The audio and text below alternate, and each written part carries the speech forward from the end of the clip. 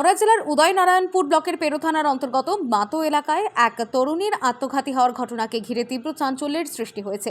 পরিবারের অভিযোগ, এলাকায় এক সিভিক ভলেন্টিয়ার লালটু মুখোপাধ্যায়ের বিরুদ্ধে শ্লীলতাহানি ও দীর্ঘদিনের মানসিক নির্যাতনের জেরেই এই মর্মান্তিক ঘটনাটি ঘটেছে।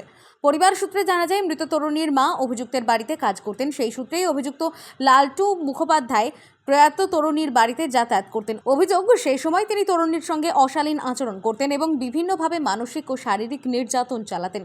মৃত তরুণী পেরো থানার মাতো গ্রামের বাসিন্দা। অভিযুক্ত লালটু মুখোপাধ্যায় পিতা মুরারি মুখোপাধ্যায় একই এলাকার বাসিন্দা। পরিবারের দাবি, গত 10 মার্চ তরুণী তার মামার বাড়ি আমতা এলাকায় পুজো দেখতে গিয়েছিলেন। সেই সময়ও অভিযুক্ত সেখানে গিয়ে তাকে অপমান ও হেনস্থা করে বলে অভিযোগ।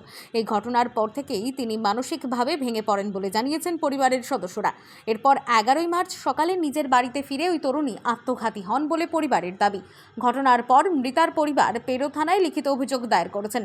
অভিযোগের ভিত্তিতে অভিযুক্ত লালটু মুখোপাধ্যায়কে গ্রেফতার করেছে পুলিশ।